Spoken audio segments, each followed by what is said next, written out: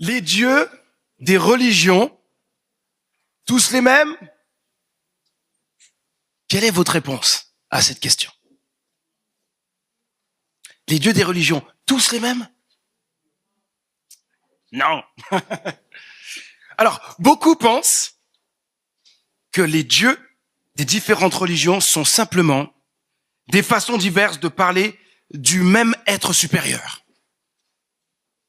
Cette idée part souvent d'un bon sentiment.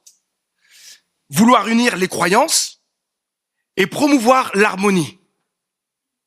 Mais si l'on regarde de plus près, les différences sont frappantes.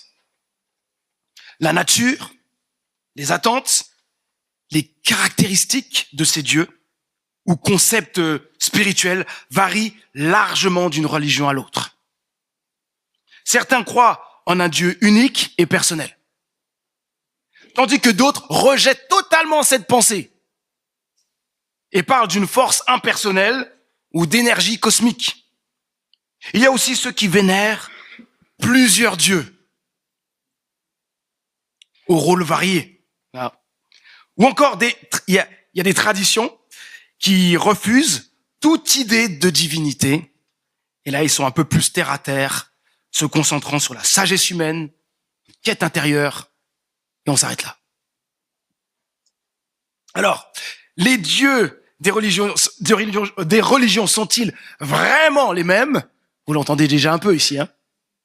J'ai déjà commencé à répondre. Mais si ce n'est pas le cas, j'aimerais qu'on regarde ce que la Bible en dit. Quel est le pourquoi selon la parole de Dieu? Quel est le pourquoi selon Dieu? Regardons ce que la Bible dit à ce sujet en 1 Roi, chapitre 18, versets 20 à 40. Et vous voyez qu'on est dans 1 Roi depuis dimanche dernier, c'est parce que nous sommes dans une série de prédications qui s'intitule Élie et la puissance de Dieu. Et donc nous continuons notre série de prédications et nous arrivons donc dans ce chapitre 18, nous étions dans le chapitre 17 dimanche dernier. Les dieux des religions, tous les mêmes? Non. Parce que, premièrement, on préfère ce qui nous arrange à la vérité. On préfère ce qui nous arrange à la vérité. Je vous invite à lire les premiers versets, là, versets 20 à 24. Akab, donc il est roi du peuple d'Israël. Akab envoya des messagers à tous les Israélites et il rassembla les prophètes sur le mont Carmel. Alors Élie, un prophète de Dieu, s'avança devant tout le peuple et s'écria: « Combien de temps encore sauterez-vous des deux côtés? Si l'Éternel est le vrai Dieu, suivez-le. Si c'est Baal, alors ralliez-vous à lui. » Mais le peuple ne lui répondit pas un mot. Élie poursuivit: « Je suis le seul prophète de l'Éternel qui reste, et il y a 450 prophètes de Baal. Qu'on nous amène 2 taureaux, qu'ils choisissent pour eux l'un d'eux, qu'ils le découpent et qu'ils en disposent les morceaux sur le bois, mais sans y allumer le feu. Je ferai de même avec l'autre taureau. Je le placerai sur le bois et je n'y mettrai pas le feu. Puis vous invoquerez votre Dieu et moi, j'invoquerai l'Éternel. Le Dieu qui répondra en faisant descendre le feu, c'est celui-là qui est Dieu. » Et tout le peuple répondit: « D'accord, c'est bien. » Voilà, on va s'arrêter déjà là. Dans ce passage, nous assistons, vous l'entendez, à un véritable défi entre le prophète Élie et les 450 prophètes de Baal. Notre cher Élie est un peu seul. Le roi Akab et le peuple sont partagés entre l'Éternel, le vrai Dieu, et Baal. Pour clarifier qui est le vrai Dieu, donc Élie organise un concours sur le mont Carmel. Donc il y a une sorte de match là. entre deux dieux, ok? À l'époque de cette histoire, les peuples anciens avaient souvent plusieurs dieux, chacun associé à un territoire.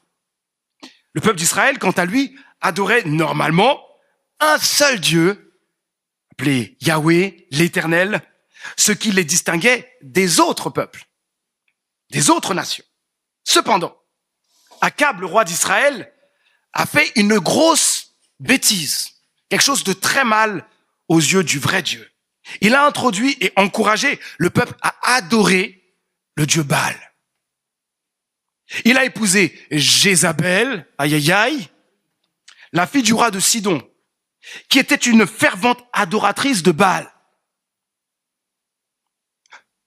Sous son influence, Akab a construit un temple, carrément construit un temple et un autel pour Baal à Samarie, la capitale du royaume d'Israël. Donc là, on est en plein centre et c'est le Dieu Baal qui est censé être adoré. Et l'introduction donc de Baal en Israël a eu des conséquences graves, désastreuses, car cela a conduit le peuple à s'éloigner du vrai Dieu, l'Éternel, et à s'engager dans des pratiques idolâtres. Cela a provoqué la colère de Dieu parce que Dieu est saint. Et Dieu ne tolère aucun rival. En fait, Dieu est le seul Dieu. Et donc, dans sa colère, Dieu a conduit le peuple à un jugement sévère. La sécheresse pendant 3 ans. C'est énorme. Élie pose une question clé au peuple d'Israël au verset 21. Une question très importante pour nous. Combien de temps encore sauterez-vous des deux côtés? C'est un peu l'expression pour nous, être assis entre deux chaises. Élie reproche au peuple d'Israël d'hésiter entre le vrai et les faux dieux, cherchant à satisfaire leurs désirs plutôt qu'à connaître et servir le Dieu véritable. Leur cœur est divisé, partagé, et ils changent de Dieu selon leurs besoins. À l'époque, les peuples choisissaient leur Dieu pour répondre, c'est important de comprendre cela, pour répondre à des besoins immédiats. Comme Baal pour la pluie, les récoltes. C'est intéressant d'avoir ce Dieu-là, puisque, voilà, si on l'a, il va nous aider dans cela.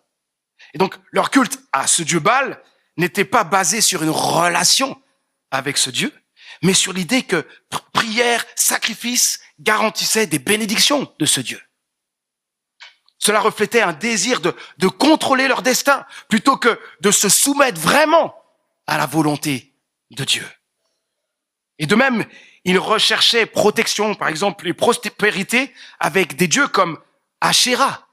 Donc, on le voit dans ce texte, on parle d'un dieu, mais il y en a d'autres que le peuple d'Israël pouvait introduire. Cela montre clairement leur manque de foi dans le Dieu véritable. Pire encore, au fond, cela montre leur manque de soumission à ce Dieu.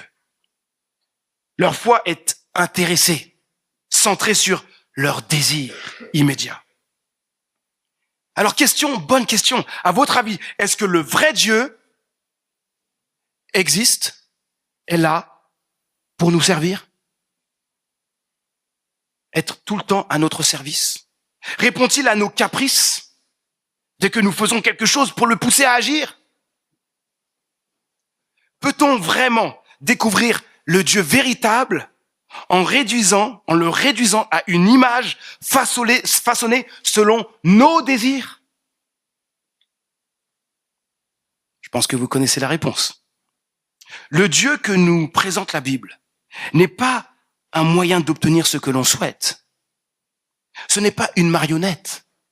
Ce n'est pas quelqu'un que, tiens, il doit certainement être comme ça, donc il est comme ça. Non.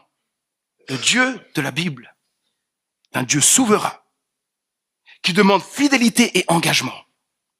Pas un Dieu à notre image que l'on façonne selon nos besoins et nos désirs. N'est-ce pas une tendance humaine d'adopter des croyances qui nous rassurent ou qui servent nos désirs? Ne sommes-nous pas tous tentés de façonner un Dieu à notre image plutôt que de nous engager dans une véritable recherche du vrai Dieu? Aujourd'hui, dans le domaine de la foi et de la spiritualité, chacun trace son propre chemin. Certains se laissent porter par ce qui les apaise ou par leur intuition personnelle, tandis que d'autres suivent une religion par habitude, par tradition. Malheureusement, il y a plusieurs qui suivent une religion par obligation. Beaucoup. Et tout cela sans jamais questionner leurs croyances. Il y a aussi ceux qui préfèrent rejeter toute forme de foi et qui s'orientent vers une vision matérialiste et athée. Et comme j'aime ce qu'un frère a dit, il faut beaucoup de foi pour être athée. Mais au fond, sommes-nous réellement prêts, avec sincérité et humilité, à nous décentrer de nous-mêmes pour chercher le Dieu véritable? Même si cela signifie ébranler nos certitudes les plus profondes. Dieu nous met au défi. Élie nous met au défi. Élie invite le peuple d'Israël à faire un choix clair. Car il est impossible de servir deux maîtres, deux dieux à la fois. C'est comme une personne qui a deux partenaires et qui choisit de se tourner vers l'un puis vers l'autre selon ses désirs, sans mariage. Cela est un manque de maturité. Cela n'est pas du tout adulte. Il est temps de faire un choix et de s'engager pleinement. Élie lance donc un défi pour le peuple d'Israël. Positionnez-vous. Choisissez le vrai Dieu et rejetez le faux, l'imposteur, sans pouvoir. Mes amis, aujourd'hui, Dieu nous appelle aussi à faire un choix. Suivre le vrai Dieu ou le Dieu qui nous arrange.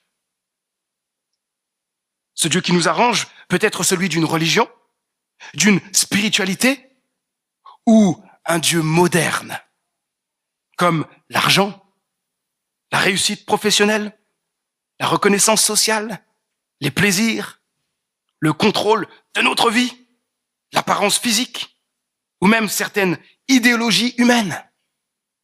Autant de choses en lesquelles nous pouvons placer notre confiance, en cherchant à répondre à nos désirs et à façonner notre avenir selon nos attentes. Attention à nous chrétiens. Attention à nous chrétiens. Il nous arrive, tout comme le peuple d'Israël, de tomber facilement dans l'idolâtrie. Nous avons mis notre foi en Dieu, le créateur du ciel et de la terre, mais sans nous en rendre compte, nous pouvons placer autre chose à la première place dans notre vie. Il est si facile de mettre notre confiance dans nos réussites, nos possessions, dans les plaisirs du monde. Attention. Attention. Mes amis, cherchons-nous vraiment le Dieu véritable? Là est la question. Deuxième point. Les dieux des religions, tous les mêmes, non parce que les faux dieux sont impuissants et trompeurs. Nous arrivons maintenant au verset 25. Je vais les lire les 25 à 29, la suite. Élie se tourna vers les prophètes de Baal et leur dit, choisissez pour vous l'un des taureaux et préparez-le les premiers, car vous êtes les plus nombreux. Puis invoquez votre Dieu, mais ne mettez pas le feu au bois. On leur donna le taureau, et ils le prirent et le préparèrent, puis ils invoquèrent Baal du matin jusqu'à midi, en répétant, « Oh Baal, réponds-nous! Oh Baal, réponds-nous! Oh Baal, réponds-nous » Mais il n'y eut ni voix, ni réponse. Ils sautaient autour de l'autel qu'ils avaient dressé. En passant, quand ça dit sauter, c'est le même terme que ce que Élie avait dit au peuple d'Israël. Ils sautaient des deux côtés. Donc ils sont là à sauter autour de l'autel qu'ils avaient dressé. Vers midi, Élie se moqua d'eux et leur dit, criez plus fort! Puisqu'il est Dieu, il doit être plongé dans ses réflexions, ou il a dû s'absenter, ou bien il est en voyage, ou peut-être dort-il, faut-il le réveiller? Les prophètes crièrent à tue-tête et se firent, selon leur coutume, des incisions dans la peau à coups d'épée et de lance jusqu'à ce que le sang ruisselle sur leur corps. Bah! C'est moi qui ajoute. L'heure de midi était passée et ils demeurèrent encore dans un état d'exaltation jusqu'au moment de l'offrande du soir. Wow, ils ont passé la journée ou quoi? Mais il n'y eut ni voix, même chose que tout à l'heure, ni réponse, ni aucune réaction. Fin de citation. Ça nous fait sourire, n'est-ce pas? Et en même temps, c'est triste en voyant ces prophètes qui essayent de tout faire, alors que ce Dieu n'existe pas en fait. Pourquoi Élie a-t-il choisi, une bonne question, pourquoi Élie a-t-il choisi ce défi précisément du feu venant du ciel? Eh bien parce que Baal est le dieu de la météo, donc de l'orage, de la foudre, et il aurait dû donc pouvoir enflammer l'autel sans difficulté. Donc Élie les amène sur un terrain facile. Si votre Dieu est un Dieu qui commande cela, ça va se faire, il n'y a pas de problème. Et saviez-vous que dans ce passage, nous assistons en fait à un deuxième défi. Souvent, on a l'impression que c'est le défi qui a été lancé au dieu Baal. Mais il y en avait un premier, vous vous rappelez, dimanche dernier? Baal est censé être le dieu des tempêtes, la pluie. Et il est déjà impuissant face à la sécheresse. 3 ans de sécheresse, les amis. Dieu a permis cette sécheresse pour démontrer l'incapacité de Baal et affirmer sa souveraineté. Même après cela, Israël n'a pas rejeté Baal. Et c'est pour ça que Élie est poussé à organiser ce deuxième défi spécifique, spectaculaire. Et dans notre passage, les prophètes de Baal, vous avez vu, se démènent, crient, dansent, se mutilent, mais en vain. Et Élie se moque d'eux. Et quand il se moque, ça souligne que Baal n'est rien d'autre qu'une illusion, un faux Dieu, incapable de répondre à leurs appels. J'aime ce psaume 135, dans les versets 15 à 17, où il est dit « Les idoles des autres peuples sont d'argent et d'or fabriquées par des hommes. Elles ont une bouche, mais ne peuvent parler. Elles ont bien des yeux, mais elles ne voient pas. Elles ont des oreilles, mais qui n'entendent rien. Et pas le moindre souffle ne se trouve en leur bouche. » Rien n'est plus clair, n'est-ce pas? À l'époque d'Élie, comme aujourd'hui, les gens plaçaient leur confiance dans des dieux qui promettaient des bénédictions, comme la santé, la richesse, la protection, etc. Mais ces dieux les ont déçus. Car seul le vrai Dieu agit véritablement. Cependant, certains me diront, mais Manu, ok, mais dans cette histoire, Baal n'a rien fait. Pourtant, dans certaines religions ou mouvements spirituels, des miracles sont rapportés. J'en vois sur YouTube. La réponse, selon la Bible parle de Satan, le diable, qui cherche à tromper l'humanité pour nous éloigner du vrai Dieu. Et comment fait-il? Il fait des miracles. Il accomplit des miracles, des événements extraordinaires pour induire en erreur. Et par exemple, on trouve ça dans 2 Thessaloniciens 2, versets 9 à 10, qui nous avertit d'un homme qui trompera les gens par des miracles. Je cite, « La venue de cet homme se fera grâce à la puissance de Satan, avec toutes sortes d'actes extraordinaires, de signes impressionnants et de prodiges trompeurs. Il usera de toutes les formes du mal pour faire quoi? Pour tromper ceux qui se perdent parce qu'ils sont restés fermés à quoi? À l'amour de la vérité qui les aurait sauvés. » L'amour de la vérité est tellement important. Ce passage met en lumière que ce qui semble miraculeux peut en réalité être un piège subtil pour nous éloigner du vrai Dieu. Ce qui montre que les miracles proviennent de Satan, c'est qu'il commence souvent par répondre à nos désirs, en nous offrant des plaisirs, dans le sens du poil, mais finit par causer le mal. Avec Satan, il y a mensonge. Il cache la vérité. Avec Satan, il y a manipulation. Il détourne l'attention du vrai Dieu. Avec Satan, il y a oppression et esclavage. Il crée la peur, la dépendance, l'illusion d'un pouvoir. Et enfin, il crée aussi l'opposition concernant Jésus-Christ, qui seul peut sauver. Mes amis, ce n'est pas parce qu'une religion produit des miracles qu'elle vient de Dieu. La Bible nous avertit. La véritable origine d'un miracle se reconnaît à ses fruits sur le long terme. Et si on devait juste poser la question, mais c'est quoi les signes qui viennent du vrai Dieu?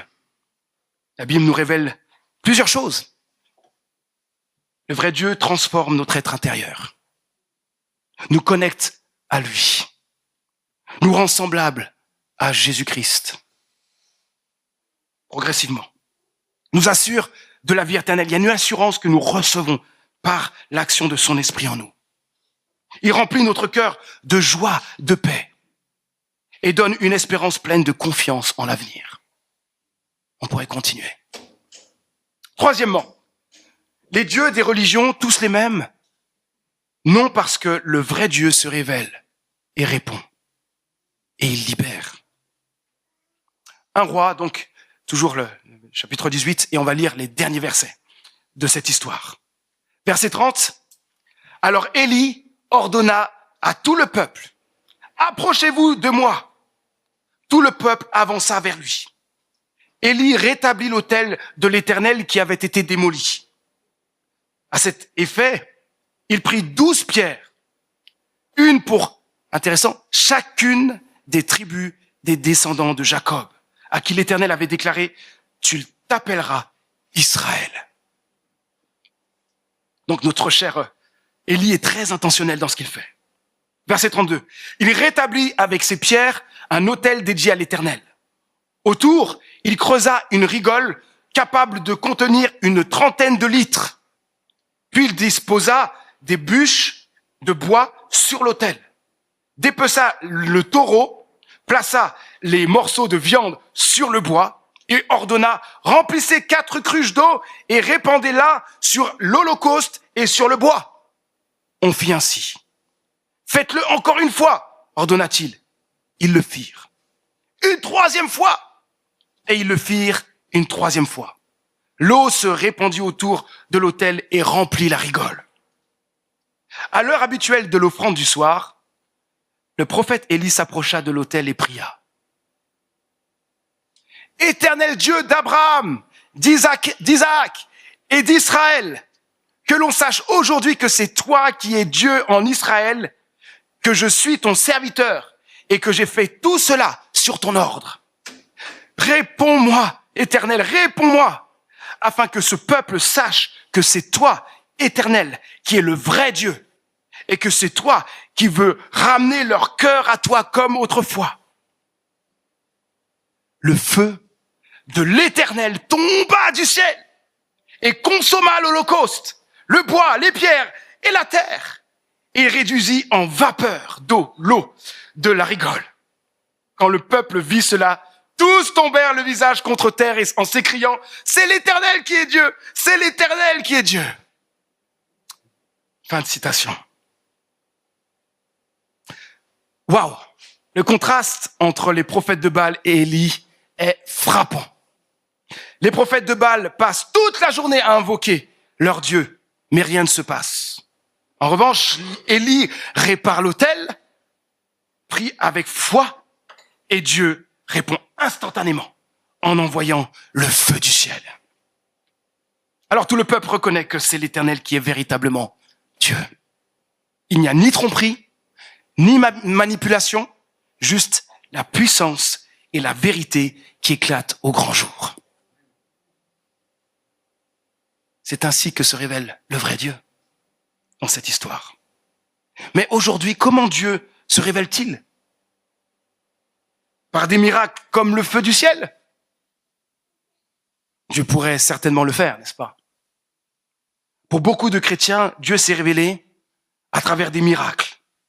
Par le feu qui descend du ciel, par des guérisons, pas par le feu qui descend du ciel, mais plutôt par des guérisons, des manifestations, des réponses aux prières, comme ça a été le cas. Mais j'aimerais bien qu'on aille plus loin. Regardez aussi que, en fait, Dieu se révèle de différentes manières. Voici d'autres manières dont Dieu se révèle. Dieu révèle déjà son existence et sa grandeur à travers sa création. Ce qui devrait être suffisant pour nous pousser à nous approcher de lui. Et puis, Dieu se révèle à travers un livre. Pas n'importe quel livre. La Bible. Livre incroyable. Sa parole vivante. C'est le plus grand best-seller de tous les temps. Un livre imprégné de l'empreinte de Dieu. C'est incroyable de penser qu'un livre écrit par autant d'auteurs, 40 auteurs, différents, sur plus de 1600 ans, puisse raconter une histoire aussi parfaitement cohérente qui va de la création à la restauration finale. Et ce n'est pas tout. On pourrait parler de beaucoup de choses, mais juste à regarder les prophéties concernant Jésus.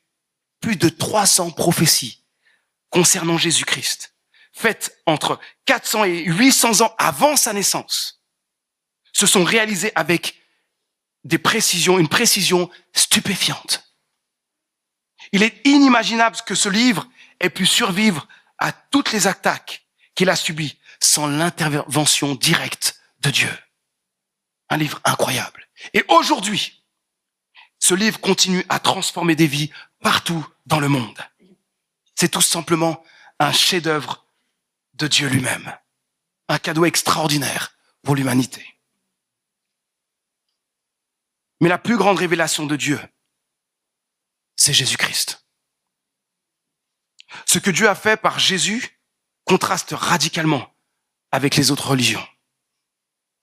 Dans les religions, on demande aux croyants de faire des sacrifices, de suivre des règles et de réaliser des rituels pour gagner la faveur des dieux, des divinités, accéder au paradis, à la vie éternelle, à la vie après la mort. Cela peut inclure des sacrifices physiques, des prières, des actes de piété, des engagements moraux. Cependant, la Bible dit qu'il est impossible d'atteindre Dieu ou le paradis par nos propres forces ou par des sacrifices. Car Dieu est parfait, saint, et nous sommes pécheurs, rebelles à Dieu, séparés de lui. À cause de nos fautes, il y a une rupture dans notre relation avec Dieu. Seul Jésus-Christ, par son sacrifice sur la croix, a réconcilié l'humanité avec Dieu. Nous ne pouvons rien faire, mais seul lui est capable de nous sauver. En d'autres termes, le salut et l'accès au paradis ne dépendent pas de ce qu'on fait pour plaire à Dieu, mais plutôt de ce que Christ a fait, de ce que Christ a accompli pour nous à la croix. Il est mort et il est ressuscité. Tel un peu le feu qui est tombé sur l'autel quand Élie avait préparé l'autel pour le sacrifice. Ce feu qui est tombé sur cet autel, montrant l'approbation de Dieu. Et ben ce feu de la colère de Dieu que nous méritons est tombé sur Jésus-Christ. Et le plus grand miracle, c'est qu'il n'est pas resté mort. Il est ressuscité. Mes amis, c'est en mettant toute notre confiance en Jésus-Christ et en ce qu'il a fait pour nous que nous pouvons recevoir son pardon, sa présence et le paradis. Question. Suis-je prêt à chercher le vrai Dieu? Celui qui libère et transforme. Mes amis, Jésus-Christ, comme je l'ai dit, est la révélation ultime de Dieu. C'est par lui seul que l'accès de Dieu à Dieu est possible. Et ce n'est pas moi qui le dis, c'est lui. Il le dit ainsi en Jean chapitre 14, verset 6. Jésus a dit ceci. Je suis, moi, le chemin. Répondit Jésus, la vérité et la vie. Personne ne va au Père sans passer par moi. Jésus, vous l'entendez, offre un message exclusif, mais non excluant. Exclusif, mais non excluant. Parce que ce message est pour tous. C'est le plus beau cadeau que Dieu a donné à l'humanité. Jésus est le cadeau incroyable de Dieu à recevoir. Je vais maintenant conclure. Nous avons vu ce matin que les dieux des religions sont pas tous les mêmes. Et le texte qu'on a pris nous dit pourquoi. On préfère ce qui nous arrange à la vérité. La deuxième chose, les faux dieux sont impuissants. Et enfin, le vrai Dieu se révèle et répond, libère. Dieu n'est pas un concept religieux parmi d'autres, les amis. Il est vivant, puissant, unique. En tout cas, s'il n'était pas vivant, je ne serais pas là ce matin. J'étais parti pour faire n'importe quoi de ma vie. Il fallait vraiment un Dieu vivant pour me sauver moi. Délinquant, j'allais le devenir. Aller en prison, j'allais certainement. Dans l'état que j'avais, dans la manière que j'avais commencé à grandir. Mais il fallait vraiment un Dieu vivant pour me sortir de là où j'étais. Comme Élie, les amis. Appelons notre génération à choisir le vrai Dieu. Ne soyons pas comme le peuple d'Israël qui hésitait entre plusieurs dieux, assis entre deux chaises. Faisons notre choix. Cherchons vraiment le Dieu véritable. Et ensuite, donnons-lui toute notre vie. Engageons-nous à le suivre sans réserve. Si vous n'avez jamais mis votre confiance en Jésus-Christ, sachez que Dieu vous appelle à venir à lui maintenant. Et cet appel de Dieu est urgent pour toi, pour moi. Si tu ne lui appartiens pas, c'est un danger pour ta vie. Parce que tu iras en enfer loin de sa présence. Tu as besoin de venir à lui. Peut-être, vous vous dites ce matin, c'est bien beau tout ça, Manu, mais je ne suis pas vraiment prêt. Je suis pas vraiment convaincu que Jésus est celui qui prétend être. Que Jésus est Dieu venu sur terre pour nous sauver. Tout ça, ça me dépasse. Pas de problème. Ça me dépassait aussi. Et pourtant, je suis là aujourd'hui. Si c'est le cas pour toi, je t'encourage à poursuivre tes recherches. Mieux que cela, adresse-toi directement à Dieu et demande-lui de se révéler à toi. Cherche-le de tout ton cœur. Pas par simple curiosité, mais sincèrement. Et ce n'est pas juste révèle-toi à moi, puis j'attends, et puis il s'est rien passé, Manu. Mais cherche-le. La recherche, c'est prendre du temps pour chercher Dieu. Continuer à l'appeler. Peut-être venir plusieurs fois à des cultes pour entendre parler de lui. Cherche-le de tout ton cœur. La Bible dit que si nous cherchons Dieu de tout notre cœur, il se laissera trouver. Je peux te le garantir, il le fera. Pour vous aider dans votre démarche, peut-être vous aimeriez que prier cette prière avec moi. Peut-être vous n'avez pas encore de conviction, mais avec cette prière, c'est peut-être le premier pas pour vous, pour approcher Dieu. Je vous invite à le faire avec moi, pour celles et ceux qui le souhaitent. Voilà, la prière va s'afficher.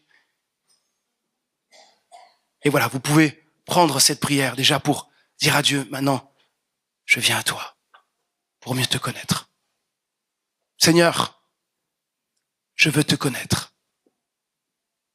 Révèle-toi à moi.